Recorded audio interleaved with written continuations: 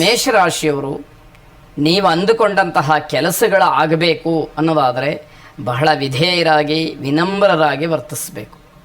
ಯಾವುದೋ ಅಹಂಕಾರವನ್ನು, ಕೋಪವನ್ನು ಕೆಲಸ ಆಗತಕ್ಕಂತಹ ಸ್ಥಳದಲ್ಲಿ ನೀವು ತೋರಿಸಿದ್ರಿ, ನಿಮ್ಮ ಕೆಲಸಗಳೆಲ್ಲ ಕೆಟ್ಟು ಹೋಗುವಂತಹ ಸೂಚನೆಗಳು. ಹಾಗಾಗಿ ಬಹಳ ವಿಧೇಯರಾಗಿ ನಗುಮುಖದಿಂದ ಬಹಳ ತಾಳ್ಮೆಯಿಂದ ನಿಮ್ಮ ಕೆಲಸವನ್ನು ಮಾಡೋದಕ್ಕೆ ಮುಂದಾಗಬೇಕು ಅನ್ನುವಂಥದ್ದು. ಲಾಭ ಗಳಿಸ್ತಕ್ಕಂತಹ ಭರದಲ್ಲಿ ನೈತಿಕತೆಯನ್ನು ಮರಿಬಾರ್ದು. ನನಗೆ ಲಾಭ ಆಗಬೇಕು, ನಾನು ಅಂದ್ಕೊಂಡಂತಹ ಕೆಲಸ ಕೈಗೂಡಬೇಕು ಅಂತ ಹೇಳಿ ನೈತಿಕತೆಯನ್ನು ಮರೆತು ನೀವು ವರ್ತಿಸಿದರೆ ಯಾವ ರೀತಿಯಲ್ಲಿ ಅದು ಫಲವನ್ನು ಕೊಟ್ಟೀತು, ಹೇಗೆ ಅದರಿಂದ ನಿಮಗೆ ಅನುಕೂಲವಾದೀತು ಅನ್ನುವಂಥದ್ದು ಪ್ರಶ್ನೆಯಾಗುತ್ತೆ. ವ್ಯಾವಹಾರಿಕವಾದಂತಹ ವಿಚಾರದಲ್ಲಿ ಅನೇಕ ಜನರ ಸಲಹೆ ಸಹಾಯ ನಿಮಗೆ ಸಿಕ್ಕುವಂಥದ್ದಿದೆ. ದಿನಚರಿಯಲ್ಲಿ ಸಣ್ಣ ಪುಟ್ಟ ಬದಲಾವಣೆಯನ್ನು ಕಾಣ್ತೀರಿ. ಕಾಯುವಿಕೆ ಅಂತಕ್ಕಂಥದ್ದು ಬಹಳ ಬೇಸರವನ್ನು ತರುತ್ತೆ. ಯಾರೋ ಬರ್ತೀನಿ ಅಂತ ಹೇಳ್ತಾರೆ, ನಿಮ್ಮ ಸಮಯಕ್ಕೆ ಬರೋದಿಲ್ಲ. ತಾಳ್ಮೆ ಒಂದು ಹಂತದವರೆಗೆ ಇರುತ್ತೆ, ಕಾದು ಕಾದು ಬೇಸರವಾಗುತ್ತೆ. ಆಗ ಕೋಪವನ್ನು ತೋರಿಸ್ತೀರಿ. ಇದರಿಂದ ನಿಮ್ಮ ಕೆಲಸಗಳಿಗೆ ತೊಂದರೆ ಆಗ್ತಕ್ಕಂಥದ್ದು. ಯಶಸ್ಸಿನ ಆಸೆ ಇರಬೇಕು. ಮನುಷ್ಯ ಆ ಒಂದು ಆಶೋತ್ತರ ಭಾವನೆಯನ್ನು ಇಟ್ಟುಕೊಂಡೇ ಸಮಾಜದಲ್ಲಿ ಬದುಕಬೇಕು. ಆದರೆ ನಮ್ಮ ಶಕ್ತಿಗೂ ಮೀರಿದಂಥದ್ದು ನಂದಾಗಬೇಕು ಅನ್ನುವಂಥದ್ದು ಇದೆಯಲ್ಲ, ದುರಾಸೆ ಇದೆಯಲ್ಲ, ಅದು ನಿಮಗೆ ತೊಂದರೆಯನ್ನು ಮಾಡುತ್ತೆ ಎನ್ನುವಂಥದ್ದು. ಮಕ್ಕಳು ಮೊಮ್ಮಕ್ಕಳು ಉತ್ತಮವಾದಂತಹ ಸಾಧನೆಯನ್ನು ಮಾಡೋದ್ರಿಂದ ಮನೆಯಲ್ಲಿ ಮಕ್ಕಳ ಒಂದು ವಿದ್ಯಾಭ್ಯಾಸ, ಅವರ ಜೀವನ ಶೈಲಿ, ಅವರ ನೌಕರಿ, ಜೀವನದಲ್ಲಿ ಅವರು ನೆಲೆಯನ್ನು ಕಂಡುಕೊಳ್ತಕ್ಕಂತಹ ರೀತಿ, ಇದು ಯಾವುದೇ ಆಗಿರಬಹುದು, ನಿಮ್ಮ ಮನಸ್ಸಿಗೆ ವಿಶೇಷವಾದಂತಹ ಸಂತೋಷವನ್ನು, ಸಮಾಧಾನವನ್ನು ಕೊಡ್ತಕ್ಕಂಥದ್ದಾಗತ್ತೆ. ಶ್ರೀರಾಮನನ್ನು ವಿಶೇಷವಾಗಿ ಪ್ರಾರ್ಥನೆ ಮಾಡಿ, ರಾಮಾಯ ರಾಮಭದ್ರಾಯ ರಾಮಚಂದ್ರಾಯ ವೇಧಸೆ ರಘುನಾಥಾಯ ನಾಥಾಯ ಸೀತಾಯ ಪತಯೇ ನಮಃ ಎಂಬುದಾಗಿ ನಿಮ್ಮ ಪ್ರಾರ್ಥನೆ ಇರಲಿ. ಶುಭವಾಗಿ. ವೃಷಭ ರಾಶಿ, ಮಕ್ಕಳ ಭವಿಷ್ಯದ ಬಗ್ಗೆ ಸ್ವಲ್ಪ ಚಿಂತೆ ಆಗತಕ್ಕಂತಹ ದಿವಸ. ಮುಂದೆ ಮಕ್ಕಳು ಏನು ಮಾಡ್ತಾರೆ, ಅವರ ಭವಿಷ್ಯ ಹೇಗೆ, ಅವರ ಕೆಲಸ ಹೇಗೆ, ಜೀವನ ಹೇಗೆ, ವ್ಯವಹಾರ ಹೇಗೆ, ವ್ಯಾಪಾರಾದಿಗಳನ್ನು ಪ್ರಾರಂಭ ಮಾಡಿದರೆ ಅವರ ಜೀವನ ಹೇಗೆ, ಇವೆಲ್ಲ ಆಲೋಚನೆಗಳು ಒಂದೇ ಸಾರಿ ನಿಮ್ಮ ಮನಸ್ಸಿನಲ್ಲಿ ಬರ್ತಕ್ಕಂಥದ್ದಾಗತ್ತೆ. ಬಂಧುಗಳಿಂದ ಅಲ್ಪ ಪ್ರೀತಿ, ಇದು ಮನಸ್ಸಿಗೆ ಬೇಸರವಾಗುತ್ತೆ. ನಾನು ಎಷ್ಟೊಂದು ಅವರಿಗೋಸ್ಕರ ಒದ್ದಾಡ್ತೀನಿ, ಅವರು ಬಂದಾಗ ಯಾವ ರೀತಿ ಪ್ರೀತಿ ವಿಶ್ವಾಸದಿಂದ ಕಾಣ್ತೀನಿ, ಅವರನ್ನು ಉಪಚರಿಸ್ತೀನಿ, ಗೌರವಿಸ್ತೀನಿ. ಆದರೆ ನನ್ನ ಬಗ್ಗೆ, ನನ್ನ ಕುಟುಂಬದ ಬಗ್ಗೆ ಅವರಿಗೆ ಸ್ವಲ್ಪವೂ ಅಭಿಮಾನ ಅನ್ನುವಂಥದ್ದು ಇಲ್ವಲ್ಲ ಅಂತ ಹೇಳಿ ನೀವು ಬೇಸರವನ್ನು ಮಾಡ್ಕೊಳ್ತೀರಿ. ಯಾವುದೇ ತಪ್ಪು ನಿರ್ಧಾರಗಳನ್ನು ಮಾಡಬೇಡಿ. ಅಂದರೆ ನೇರವಾಗಿ ಅವರನ್ನ ಪ್ರಶ್ನೆ ಮಾಡುವಂಥದ್ದು, ಅವರ ಜೊತೆ ಜಗಳ ಮಾಡ್ಕೊಳ್ತಕ್ಕಂಥದ್ದು, ನಿಷ್ಠುರವಾಗ್ತಕ್ಕಂಥದ್ದು, ಮಾತಿನ ಮಧ್ಯದಲ್ಲಿ ಆ ಮಾತಿನ ಭರದಲ್ಲಿ ಏನೋ ಅಂದು ಬಿಡುವಂಥದ್ದು, ಇದು ಯಾವುದೂ ಕೂಡ ಬೇಡ. ಅದು ವೈಷಮ್ಯಕ್ಕೆ, ದ್ವೇಷಕ್ಕೆ ಕಾರಣವಾಗುತ್ತೆ. ಹಾಗಾಗಿ ತಾಳ್ಮೆ ಅಂತಕ್ಕಂಥದ್ದು ಬಹಳ ಮುಖ್ಯ. ಧಾರ್ಮಿಕ ವಿಚಾರದಲ್ಲಿ ಹಲವಾರು ಯೋಜನೆಗಳನ್ನು ಹಾಕ್ತೀರಿ, ಆದರೆ ಕಾರ್ಯರೂಪಕ್ಕೆ ಬರಬೇಕಲ್ಲ, ಅದು ಬಹಳ ಮುಖ್ಯವಾಗುತ್ತೆ. ಯೋಚನೆ ಮಾಡೋದು, ಯೋಜನೆಗಳನ್ನು ಹಾಕುವಂಥದ್ದು ದೊಡ್ಡ ವಿಷಯ ಅಲ್ಲ. ಏನು ಯೋಜನೆಗಳನ್ನು ಹಾಕ್ತೀವೋ ಅದು ಕಾರ್ಯರೂಪಕ್ಕೆ ಬರಬೇಕು, ಅದು ಬಹಳ ಮುಖ್ಯವಾಗುತ್ತೆ. ಆರೋಗ್ಯದ ವಿಚಾರದಲ್ಲಿ ಸ್ವಲ್ಪ ಗಮನ ಹರಿಸಬೇಕು. ಸಮಸ್ಯೆ ಆಗ್ತಕ್ಕಂತಹ ಸೂಚನೆಗಳಿದೆ. ಬೇರೆಯವರ ಬಗ್ಗೆ ಅನುಮಾನ ಪಡ್ತಕ್ಕಂಥದ್ದು ಒಳ್ಳೆಯದಲ್ಲ. ಯಾಕೆ ಅಂತಂದರೆ ನಾವು ಏನೇ ಅನುಮಾನ ಇದ್ದರೂ ಕೂಡ ಅದನ್ನು ಸರಿಯಾಗಿ ಪರಾಮರ್ಶೆ ಮಾಡಬೇಕು, ಸತ್ಯಾಂಶವನ್ನು ತಿಳಿಬೇಕು. ನಾವು ಮಾತಾಡುವಷ್ಟು ನಮಗೆ ಸ್ವತಂತ್ರ ಇದೆ ಅಂತಾದರೆ ಆ ತಪ್ಪನ್ನು ತಿಳಿಸಿ ಹೇಳತಕ್ಕಂತಹ ಪ್ರಯತ್ನವನ್ನು ಮಾಡಬೇಕೇ ಹೊರತು ಕೇವಲ ಅನುಮಾನದಿಂದ ಬೇರೆ ಅರ್ಥವನ್ನು ಕಲ್ಪಿಸಬಾರ್ದು ಅನ್ನುವಂಥದ್ದು. ಅಮೃತ ಮೃತ್ಯುಂಜಯನನ್ನು ಪ್ರಾರ್ಥನೆ ಮಾಡಿ. ಶುಭವಾಗಿ. ಮಿಥುನ ರಾಶಿ, ಪಿತ್ರಾರ್ಜಿತವಾದಂತಹ ಆಸ್ತಿಯ ವಿಚಾರದಲ್ಲಿ ಗಲಾಟೆ ಆಗುವಂತಹ ಸಾಧ್ಯತೆ. ಸಾಮಾನ್ಯವಾಗಿ ಮಾತಿಗೆ ಹೊಂದಾಣಿಕೆ ಆಗದಲೇ ಅಥವಾ ನಾನು ಹೇಳಿದ್ದನ್ನು ಯಾರು ಪರಿಗಣನೆ ಮಾಡಲಿಲ್ಲ ಅಂತಲಾಗಲಿ ಜಗಳವಾಗ್ತಕ್ಕಂತಹ ಸಾಧ್ಯತೆ ಹೆಚ್ಚಾಗಿದೆ. ಮನೆಯ ವ್ಯವಹಾರಕ್ಕೆ, ಕುಟುಂಬ ರಾಜಕಾರಣ, ಕಲಹ, ಮನಸ್ತಾಪ ಇದೆಲ್ಲವೂ ಕೂಡ ಕಾರಣ ಆಗಬಹುದು. ಯಾವುದೇ ವ್ಯವಹಾರವನ್ನು ಮಾಡಬೇಕಾದ್ರೆ ಮನೆಯಲ್ಲಿ ಮೊದಲು ಅನ್ಯೋನ್ಯತೆ ಅಂತಕ್ಕಂಥದ್ದು ಬೇಕು. ಜೊತೆಗೆ ಒಬ್ಬರು ಹೇಳಿದ ಮಾತನ್ನು ಮತ್ತೊಬ್ಬರು ಅನುಮೋದಿಸ್ತಕ್ಕಂಥದ್ದು ಅಥವಾ ಅದರಲ್ಲಿರ್ತಕ್ಕಂತಹ ತಪ್ಪನ್ನು ತೆಗೆದು ಸರಿ ಮಾಡ್ತಕ್ಕಂತಹ ಉತ್ತಮವಾದಂತಹ ಪ್ರಯತ್ನವೋ ಅಥವಾ ಯಾರಿಗೂ ಬಾಧಕ ಆಗದೇ ಇರತಕ್ಕಂತಹ ಸಲಹೆಗಳನ್ನು ಕೊಡುವಂಥದ್ದು, ಇದು ಯಾವುದಾದ್ರೂ ಇರಬೇಕು. ಅದು ಯಾವುದೂ ಇಲ್ಲ, ಒಟ್ಟಾರೆ ನಾನು ಹೇಳಿದ್ದನ್ನು ಕೇಳಲಿಲ್ಲ ಅನ್ನುವಂಥದ್ದಕ್ಕೆ ತಿರಸ್ಕಾರ ಮಾಡೋದಿದೆಯಲ್ಲ, ಅದು ಬೇರೆಯವರಿಗೆ ತೊಂದರೆ ಆಗತ್ತೆ ಅನ್ನುವಂಥದ್ದು ಸ್ವಂತ ನಿರ್ಧಾರ ಅನ್ನುವಂಥದ್ದು ಬಹಳ ಒಳ್ಳೆಯದು. ಆದರೆ ಬೇರೆಯವರನ್ನ ಅನುಸರಿಸುವಂತಹ ಕೆಲವು ಕೆಲಸಗಳನ್ನು ಮಾಡಿ, ಆದರೆ ಅಲ್ಲೆಲ್ಲೂ ಕುತಂತ್ರ ಅಂತಕ್ಕಂಥದ್ದು ಖಂಡಿತವಾಗಿ ಬೇಡ ಅಂತ ಅರ್ಥ.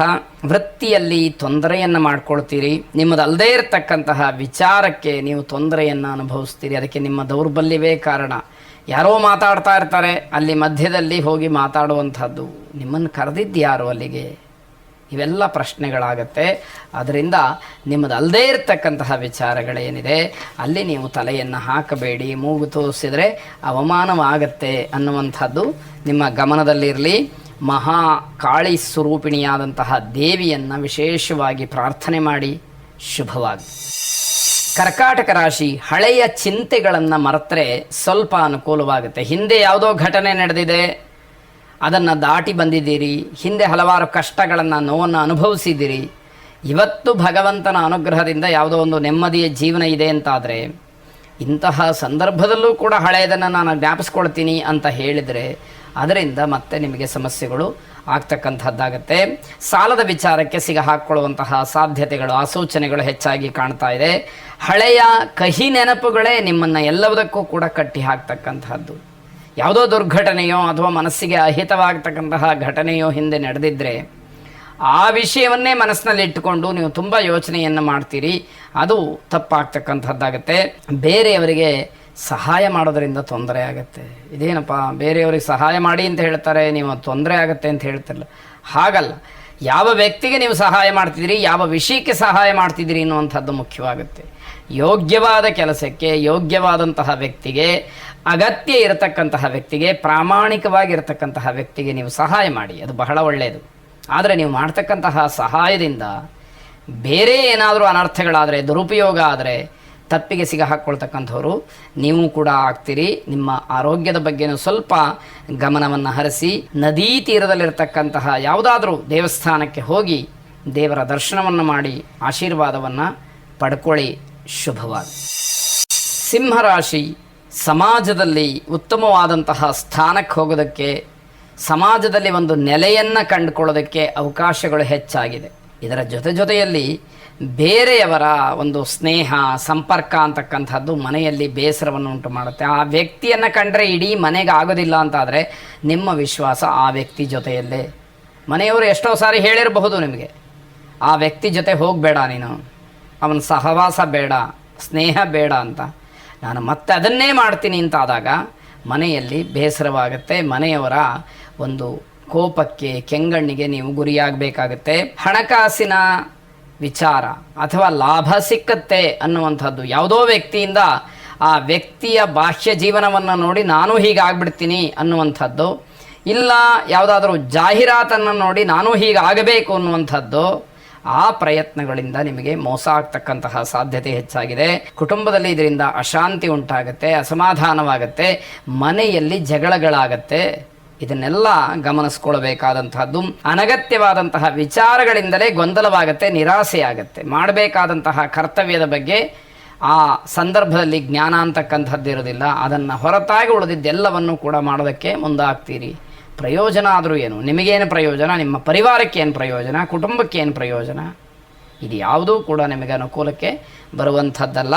ಸದ್ಗುರು ದತ್ತಾತ್ರೇಯರನ್ನು ಪ್ರಾರ್ಥನೆ ಮಾಡಿ. ಜಟಾಧರಂ ಪಾಂಡುರಂಗಂ ಶೂಲಹಸ್ತಂ ಕೃಪಾನಿಧಿಂ ಸರ್ವರೋಗಹರಂ ದೇವಂ ದತ್ತಾತ್ರೇಯ ಮಹಂ ಭಜೆ ಎಂಬುದಾಗಿ ಆ ಸದ್ಗುರುಗಳನ್ನು ಪ್ರಾರ್ಥನೆ ಮಾಡಿ. ಉತ್ತಮವಾದಂತಹ ಮನಸ್ಥಿತಿ ಬರಲಿ, ನಿಮಗೆ ವ್ಯವಹಾರದಲ್ಲಿ ಸಾಧಕ ಬಾಧಕಗಳನ್ನು ತಿಳಿದು ನಡೀತಕ್ಕಂತಹ ಶಕ್ತಿ ಬರಲಿ, ಪ್ರೇರಣೆಯಾಗಲಿ, ಧನಾತ್ಮಕವಾದಂತಹ ಚಿಂತನೆ ನಿಮ್ಮದಾಗಲಿ, ಉತ್ತಮವಾದಂತಹ ಪರಿವರ್ತನೆ ಆಗಲಿ.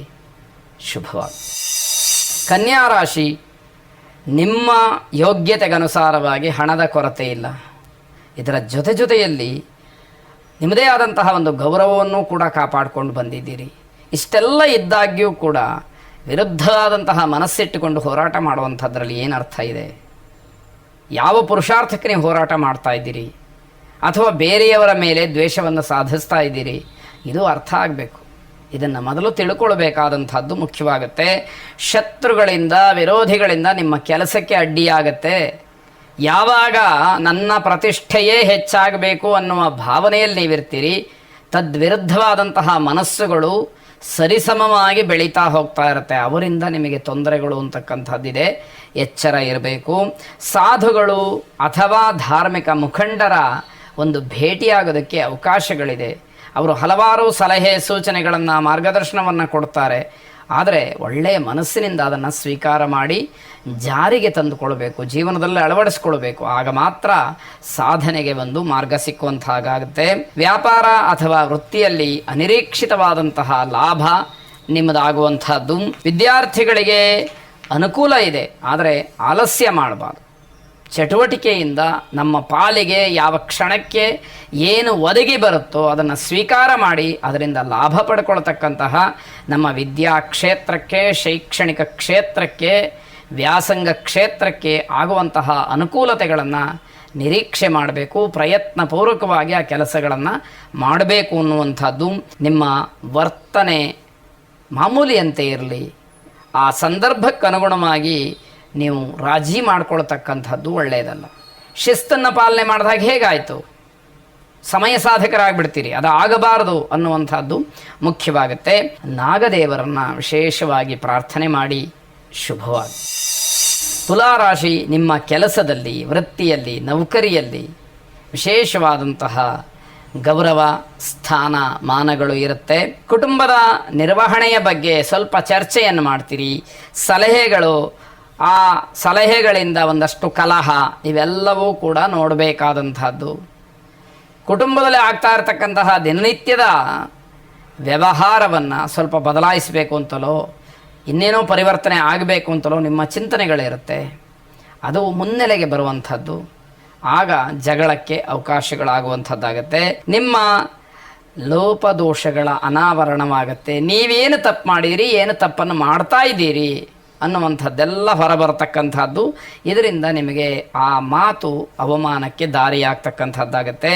ಮಕ್ಕಳಿಂದಲೂ ಕೂಡ ಅವಮಾನವಾಗುತ್ತೆ. ಮಕ್ಕಳಿಗೆ ನಾವು ದೊಡ್ಡವರು ತಿಳುವಳಿಕೆಯನ್ನು ಹೇಳಬೇಕಾದಂತಹ ಸ್ಥಿತಿ, ಆದರೆ ಮಕ್ಕಳಿಂದಲೇ ಏನೋ ಹೇಳಿಸ್ಕೊಳ್ಳುವಂತಹ ಪರಿಸ್ಥಿತಿ ಬಂತು ಅಂತಂದರೆ ಅದು ದೊಡ್ಡ ಅವಮಾನ. ನಮ್ಮಿಂದ ಏನೋ ತಪ್ಪಾಗಿದೆ ಅಥವಾ ನಾವು ಅನುಸರಿಸ್ತಾ ಇರ್ತಕ್ಕಂತಹ ಮಾರ್ಗ ಸರಿಯಾಗಿಲ್ಲ ಅನ್ನುವಂತಹ ಸೂಚನೆಗಳು ಗೊತ್ತಾಗುವಂಥದ್ದಾಗತ್ತೆ. ಗೌರವಕ್ಕೆ ತಕ್ಕ ಕೆಲಸವನ್ನು ಮಾಡಿ ಕೆಲಸಕ್ಕೆ ತಕ್ಕ ಗೌರವ ಸಿಕ್ಕೇ ಸಿಕ್ಕತ್ತೆ ಅನ್ನುವಂತಹ ಸಿದ್ಧಾಂತ ನಿಮ್ಮದಾಗಬೇಕು. ಬೇರೆಯವರನ್ನು ಅವಲಂಬಿಸಿ ಕಾರ್ಯಪ್ರವೃತ್ತರಾಗ್ತಕ್ಕಂಥದ್ದು ಒಳ್ಳೆಯದಲ್ಲ. ನಿಮ್ಮ ಕೆಲಸವನ್ನು ನೀವೇ ಮಾಡಿಕೊಡಿ. ಕೆಲವು ಅನಿವಾರ್ಯ ಅನ್ನುವಂಥದ್ದನ್ನು ಬೇರೆಯವರ ಆಶ್ರಯ, ಅವಲಂಬನೆ ಬೇಕೇ ಬೇಕು, ಅದಿಲ್ಲ ಅಂತಲ್ಲ. ಆದರೆ ಸಣ್ಣ ಪುಟ್ಟ ಕೆಲಸಕ್ಕೂ, ನಿಮ್ಮಿಂದನೇ ಆಗ್ತಕ್ಕಂತಹ ಕೆಲಸಕ್ಕೂ ಬೇರೆಯವರನ್ನು ಅವಲಂಬಿಸಿದರೆ ಅದು ನಿಮ್ಮ ಮರ್ಯಾದೆಗೆ, ಒಂದು ನಿಮ್ಮ ಗೌರವಕ್ಕೆ ಧಕ್ಕೆಯನ್ನು ತರ್ತಕ್ಕಂಥದ್ದಾಗತ್ತೆ. ಗಣಪತಿಯನ್ನು ವಿಶೇಷವಾಗಿ ಪ್ರಾರ್ಥನೆ ಮಾಡಿ ಶುಭವಾಗಿ. ವೃಶ್ಚಿಕ ರಾಶಿ, ಸ್ನೇಹಿತರಿಗಾಗಲಿ ಸಮಾಜದಲ್ಲಿ ಯಾವುದೋ ಒಬ್ಬ ವ್ಯಕ್ತಿಗಾಗಲಿ ಸಹಾಯವನ್ನು ಮಾಡೋದಕ್ಕೆ ಬಹಳ ಉತ್ತಮವಾದಂತಹ ಅವಕಾಶ. ಆದರೆ ಯಾರಿಂದಲೂ ಕೂಡ ಪ್ರತಿಫಲವನ್ನು ಅಪೇಕ್ಷೆ ಮಾಡಬೇಡಿ. ನಾನು ಯಾರಿಗೋ ಏನೋ ಸಹಾಯ ಮಾಡ್ತೀನಿ, ಅವರು ನಾನು ಕಷ್ಟದಲ್ಲಿದ್ದಾಗಲೋ ನನಗೆ ತೊಂದರೆ ಇದ್ದಾಗಲೋ ಅವರು ಬಂದು ಸಹಾಯ ಮಾಡಬೇಕು ಅಂತ ಹೇಳಿ ನಿರೀಕ್ಷೆ ಮಾಡೋದಿದೆಯಲ್ಲ, ಅದು ದೊಡ್ಡ ತಪ್ಪಾಗುತ್ತೆ. ಅಂತಹ ಭಾವನೆಗಳಿದ್ದರೆ ಸಹಾಯ ಮಾಡೋದಕ್ಕೆ ಹೋಗಲೇಬೇಡಿ ಅನ್ನುವಂಥದ್ದು ಸಲಹೆ. ನೌಕರರಿಗೆ ದೂರದೂರಿನಿಂದ ವಿಶೇಷವಾದಂತಹ ಸುದ್ದಿ ಬರಬಹುದು, ಸಂತೋಷವಾಗ್ತಕ್ಕಂಥದ್ದು. ಕೆಲವು ಕಂಪನಿಗಳಲ್ಲಿ ಕೆಲಸ ಮಾಡ್ತಕ್ಕಂಥವ್ರಿಗೆ ವಿದೇಶದಿಂದ ಸುದ್ದಿ ಬರ್ಬೋದು, ಅದರಿಂದ ಸಂತೋಷ ಆಗ್ತಕ್ಕಂಥದ್ದಿದೆ. ಅನಗತ್ಯವಾದಂತಹ ಮಾತು ಬೇಡ. ನಿಮ್ಮ ಮಾತಿಗೆ ಸ್ವಲ್ಪ ಕಡಿವಾಣ ಹಾಕಿ ಕಾರ್ಯಪ್ರವೃತ್ತರಾಗಿ. ಬಾಯಲ್ಲಿ ಮಾತಾಡೋದ್ರಿಂದ ಏನೂ ಪ್ರಯೋಜನ ಆಗೋದಿಲ್ಲ, ಅದಕ್ಕೆ ತಕ್ಕ ಕೃತಿ ಇರಬೇಕು. ಅದು ಬಹಳ ಮುಖ್ಯವಾಗಿ ಗಣನೆಗೆ ಬರುತ್ತೆ. ಸ್ನೇಹಿತರ ಮಧ್ಯದಲ್ಲಿ ಯಾವುದೇ ರೀತಿಯ ಅಧಿಕಾರವನ್ನು ಚಲಾಯಿಸಬೇಡಿ, ಸ್ವಾಭಾವಿಕವಾಗಿರಿ. ಸ್ನೇಹಿತರೇ, ನೀವು ಯಾವುದೋ ಹುದ್ದೆಯಲ್ಲೋ ಅಥವಾ ಇನ್ಯಾವುದೋ ಒಂದು ದೊಡ್ಡ ಸ್ಥಾನದಲ್ಲೋ ಇರಬಹುದು, ಆದರೆ ಅಲ್ಲಿಂದ ಎದ್ದಾಗ ನೀವು ಸ್ನೇಹಿತರೇ ಅನ್ನುವಂತಹ ಭಾವನೆ ಇರಬೇಕು. ಪೂರ್ಣವಾಗಿ ಮಾಡಬೇಕಾದಂತಹ ಕೆಲಸ ಹಾಗೇ ಉಳಿತಕ್ಕಂತಹ ಸಾಧ್ಯತೆ ಹೆಚ್ಚಾಗಿರುತ್ತೆ. ಈಶ್ವರನನ್ನು ವಿಶೇಷವಾಗಿ ಪ್ರಾರ್ಥನೆ ಮಾಡಿ ಅನುಕೂಲ ಇರತಕ್ಕಂಥವರು ರುದ್ರಾಭಿಷೇಕವನ್ನು ಮಾಡಿಸಿ ಶುಭವಾಗಿ. ಧನುರ್ರಾಶಿ, ನಿಮ್ಮ ಶಿಸ್ತು, ಕಾರ್ಯವೈಖರಿಯನ್ನು ಹಾಗೇ ಉಳಿಸ್ಕೊಳ್ಬೇಕು. ಯಾವುದೋ ಒತ್ತಡ ಬಂತು, ಇನ್ಯಾವುದೋ ಸಂದರ್ಭ ಬಂತು, ಮಾನಸಿಕವಾಗಿ ಸಮಾಧಾನ ಇಲ್ಲ ಅಂತ ಹೇಳಿ ಅಶಿಸ್ತನ್ನು ನೀವು ಅನುಸರಿಸಿಬಿಟ್ರೆ ಗೌರವಕ್ಕೆ ಧಕ್ಕೆ ಆಗ್ತಕ್ಕಂಥದ್ದಿದೆ. ಸಹೋದ್ಯೋಗಿಗಳಿಂದ ಸಂತೋಷದ ವಾತಾವರಣ, ನಿಮ್ಮ ಜೊತೆ ಕೆಲಸ ಮಾಡ್ತಕ್ಕಂಥವ್ರು, ನಿಮ್ಮ ಕೈ ಕೆಳಗೆ ಕೆಲಸ ಮಾಡ್ತಕ್ಕಂಥವ್ರು ಯಾರೇ ಇದ್ದರೂ ಅವರಿಂದ ನಿಮಗೊಂದಷ್ಟು ಸಮಾಧಾನ, ಸಂತೋಷ ಅನ್ನುವಂಥದ್ದು ಸಿಕ್ಕುವ ಸೂಚನೆಗಳಿದೆ. ಕುಟುಂಬದಲ್ಲಿ ಶಾಂತಿಯ ವಾತಾವರಣ ಇರುತ್ತೆ, ಅದನ್ನು ಹಾಗೆ ಉಳಿಸ್ಕೊಳ್ಳಿ. ನಿಮ್ಮಿಂದ ಕುಟುಂಬದಲ್ಲಿ ಅಶಾಂತಿ ಆಯಿತು ಅನ್ನುವಂಥದ್ದು ಬರಬಾರ್ದು ಅಂತ ಅರ್ಥ. ವ್ಯವಹಾರದ ಚತುರತೆ, ಅಲ್ಲಿರ್ತಕ್ಕಂತಹ ಒಂದು ಜಾಣ್ಮೆ ನಿಮ್ಮ ಲಾಭಕ್ಕೆ ಅದು ಕಾರಣವಾಗುತ್ತೆ. ವೃತ್ತಿ ಜೀವನದಲ್ಲಿ ಉತ್ತಮವಾದಂತಹ ಅವಕಾಶಗಳು ಒದಗಿ ಬರುತ್ತೆ. ಅದರ ಸದುಪಯೋಗವನ್ನು ಚಾತಕ ಪಕ್ಷಿಯಂತೆ ಕಾದು ಉಪಯೋಗ ಮಾಡಿಕೊಳ್ಬೇಕು ಅನ್ನುವಂಥದ್ದು ನಿಮ್ಮ ಅದೃಷ್ಟ ನಿಮ್ಮ ಕೈಯನ್ನು ಹಿಡಿತಕ್ಕಂತಹ ದಿವಸವಾಗತ್ತೆ.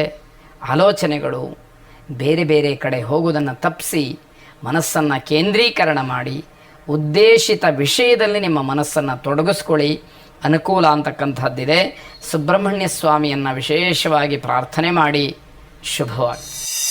ಮಕರ ರಾಶಿ, ಮನೆಯಲ್ಲಿ ನಿಮ್ಮ ನಡತೆ ಹಿರಿಯರ, ತಂದೆಯವರ, ಪೋಷಕರ ಬೇಸರಕ್ಕೆ ಕಾರಣವಾಗ್ತಕ್ಕಂಥದ್ದಾಗತ್ತೆ. ಆರ್ಥಿಕವಾಗಿ ನೀವು ಮಾಡ್ತಕ್ಕಂತಹ ಯಾವ ಕೆಲಸವೂ ಕೂಡ ಅನುಕೂಲಕ್ಕೆ ಬರೋದಿಲ್ಲ. ಜೊತೆಗೆ ಆರ್ಥಿಕವಾದಂತಹ ಸಮಸ್ಯೆಗೆ ಪರಿಹಾರ ಅಲ್ಲ ನೀವು ಮಾಡುವಂತಹ ಕೆಲಸ. ಇದನ್ನು ಗಮನಿಸ್ಕೊಳ್ಬೇಕು. ಯೋಜನೆಗಳನ್ನು ಬದಲಾವಣೆ ಮಾಡಿಕೊಂಡ್ರೆ ನಿಮಗೆ ಸ್ವಲ್ಪ ಅನುಕೂಲ ಇದೆ. ಏನೋ ಪ್ಲಾನ್ ಮಾಡಿರ್ತೀರಿ, ಆ ಪ್ಲಾನ್ ಅಂತೆ ನಡಿಬೇಕು ಅನ್ನುವಂಥದ್ದಿರುತ್ತೆ. ಎಲ್ಲವೂ ಹಾಗಾಗೋದಿಲ್ಲ. ಅಂತಹ ಸಂದರ್ಭದಲ್ಲಿ ನಿಮ್ಮ ಪ್ಲಾನ್ ಏನಿದೆ ಅದನ್ನು ಬದಲಾಯಿಸ್ಕೊಳ್ತಕ್ಕಂತಹ ಮನಸ್ಥಿತಿಯೂ ನಿಮಗೆ ಇರಬೇಕಾಗುತ್ತೆ. ಪೋಷಕರ ಸಲಹೆಯನ್ನು ಮಾನ್ಯ ಮಾಡ್ತಕ್ಕಂಥದ್ದು ಬಹಳ ಮುಖ್ಯವಾಗುತ್ತೆ. ಆದರೆ ನಿಮಗೆ ಅದು ಇಷ್ಟ ಆಗೋದಿಲ್ಲ. ಈ ರೀತಿ ಗೊಂದಲಗಳು ನಿಮಗೆ ಸೃಷ್ಟಿಯಾಗ್ತಕ್ಕಂಥದ್ದಿದೆ. ಬೇರೆಯವರನ್ನ ವ್ಯಂಗ್ಯದಿಂದ ಮಾತಾಡಬೇಡಿ, ಟೀಕೆ ಮಾಡಬೇಡಿ. ಅದು ನಿಮಗೇ ಹಿಂತಿರುಗುತ್ತೆ, ನಿಮಗೇ ಅವಮಾನವಾಗುತ್ತೆ. ಈ ಎಚ್ಚರ ನಮಗೆ ಇರಬೇಕಾದಂಥದ್ದು. ಹೊಸ ಕೆಲಸಕ್ಕೆ ಸರಿಯಾದಂತಹ ಸಮಯ ಇದಲ್ಲ. ಶನೈಶ್ಚರನನ್ನು ಪ್ರಾರ್ಥನೆ ಮಾಡಿ ಶನಿದೇವರ ದೇವಸ್ಥಾನಕ್ಕೆ ಹೋಗಿ ಬನ್ನಿ. ನೀಲಾಂಜನ ಸಮಾಭಾಸಂ ರವಿಪುತ್ರೈ ಯಮಾಗ್ರಜಂ ಛಾಯಾ ಮಾರ್ತಾಂಡ ಸಂಭೂತಂ ತಂ ನಮಾಮಿ ಶನೈಶ್ಚರಂ ಎಂಬುದಾಗಿ ನಿಮ್ಮ ಪ್ರಾರ್ಥನೆ ಇರಲಿ. ಶುಭವಾಗಿ. ಕುಂಭರಾಶಿ, ಪ್ರೇಮಿಗಳಿಗೆ ತುಂಬ ದೊಡ್ಡ ಪ್ರಮಾಣದಲ್ಲಿ ತೊಂದರೆ ಅಥವಾ ಸಮಸ್ಯೆ ಅಂತಕ್ಕಂಥದ್ದಾಗುತ್ತೆ. ಷೇರು ಹೂಡಿಕೆಗಳು ಅಥವಾ ಇನ್ಯಾವುದೋ ಹೊಸದಾಗಿ ವ್ಯಾಪಾರಗಳನ್ನು ಪ್ರಾರಂಭ ಮಾಡಬೇಕು ಅಂತಕ್ಕಂತಹ ಒತ್ತಡ ಮಾನಸಿಕವಾಗಿ ನಿಮಗೆ ಹೆಚ್ಚಾಗಿರತಕ್ಕಂಥದ್ದಾಗುತ್ತೆ. ಆದರೆ ಇದ್ಯಾವುದಕ್ಕೂ ಸಮಯ ಸೂಕ್ತವಾದಂಥದ್ದಲ್ಲ. ಖರ್ಚನ್ನು ಬಹಳ ನಿಯಂತ್ರಣದಲ್ಲಿಟ್ಟುಕೊಳ್ಬೇಕು. ನಿಮ್ಮ ಹತೋಟಿಯನ್ನು ಮೀರಿ ಖರ್ಚಾಯಿತು ಅಂತಾದಾಗ ಆರ್ಥಿಕ ಸಂಕಷ್ಟ ನಿಮಗೆ ಸ್ವಾಭಾವಿಕವಾಗಿ ಎದುರಾಗ್ತಕ್ಕಂಥದ್ದಾಗುತ್ತೆ. ಅಹಂಭಾವ, ಅತಿಯಾದಂತಹ ಸಂತೋಷ ಇದು ಯಾವುದೂ ಕೂಡ ಬೇಡ. ನಿರಾಸೆಯಾಗುತ್ತೆ. ಯಾವುದೋ ಒಂದು ಕೆಲಸ ಅಥವಾ ಇನ್ಯಾವುದೋ ಒಂದು ಸಂದರ್ಭ ನಾನು ಇದರಲ್ಲಿ ಗೆದ್ದೇ ಬಿಡ್ತೀನಿ ಅಂತಕ್ಕಂತಹ ಅತ್ಯುತ್ಸಾಹ ಇದೆಯಲ್ಲ, ಅದು ನಿರಾಸೆಗೆ ಕಾರಣ ಆಗಬಹುದು ಅನ್ನುವಂಥದ್ದು. ಮನೆಗೆ ಹೊಸ ಅತಿಥಿಯ ಆಗಮನದ ಸೂಚನೆ ಇರತಕ್ಕಂಥದ್ದು. ಮೈಲಾರಲಿಂಗೇಶ್ವರನನ್ನು ವಿಶೇಷವಾಗಿ ಪ್ರಾರ್ಥನೆ ಮಾಡಿ ಆ ಈಶ್ವರ ಪರಮಾತ್ಮ ನಿಮ್ಮ ಇಷ್ಟಾರ್ಥಗಳನ್ನು ನೆರವೇರಿಸಲಿ. ಶುಭವಾಗಿ. ಕೊನೆಯದಾಗಿ ಮೀನರಾಶಿ, ನಿಂತೋಗಿದ್ದಂತಹ ಕೆಲಸಗಳು ಮತ್ತೆ ಮುಂದುವರಿಯುವುದಕ್ಕೆ ಅವಕಾಶಗಳಾಗುತ್ತೆ. ಮನೆಯ ಬದಲಾವಣೆ ಆಗಲಿ, ಕೆಲಸದ ಬದಲಾವಣೆ ಆಗಲಿ, ಸ್ಥಳ ಬದಲಾವಣೆ ಆಗಲಿ, ವೃತ್ತಿ ಬದಲಾವಣೆ ಆಗಲಿ, ಉದ್ಯೋಗ ಬದಲಾವಣೆ ಆಗಲಿ, ಯಾವುದೇ ಬದಲಾವಣೆಗಳಿದ್ರೂ ಕೂಡ ಆಲೋಚನೆಗಳನ್ನು ಸದ್ಯಕ್ಕೆ ಮನಸ್ಸಿನಿಂದ ದೂರ ಮಾಡಿ ಅನ್ನುವಂಥದ್ದು ಸಲಹೆ. ತಂತ್ರಜ್ಞಾನದ ವಿಚಾರಕ್ಕೆ ಬಂದರೆ ಸ್ವಲ್ಪ ಹಣ ಖರ್ಚಾಗ್ತಕ್ಕಂಥದ್ದು, ಅದನ್ನು ಅನಿವಾರ್ಯವಾಗಿ ಮಾಡಲೇಬೇಕಾದಂಥದ್ದಾಗತ್ತೆ. ಈ ದಿವಸ ವಿದ್ಯಾರ್ಥಿಗಳಿಗೆ ಅಭಿವೃದ್ಧಿಯ ದಿವಸ ಅಂತ ಹೇಳಬೇಕಾದಂಥದ್ದು. ಮಾನಸಿಕವಾದಂತಹ ಗೊಂದಲಗಳು ನಿಧಾನವಾಗಿ ದೂರವಾಗ್ತಕ್ಕಂಥದ್ದಿದೆ. ಹೊಸ ಕೆಲಸಗಳನ್ನು ಆರಂಭ ಮಾಡೋದಕ್ಕೆ ಮನಸ್ಸು ಮಾತ್ರ ತುಂಬ ತುಡಿತದಲ್ಲಿರುತ್ತೆ. ಸರಿಯಾದಂತಹ ರೀತಿಯಲ್ಲಿ ಆಲೋಚನೆ ಮಾಡಿ ನಂತರ ನಿರ್ಧರಿಸಿ ಅನ್ನುವಂಥದ್ದು. ಕುಲದೇವತಾ ಪ್ರಾರ್ಥನೆಯನ್ನು ಮಾಡಿ. ಶುಭವಾಗಿ.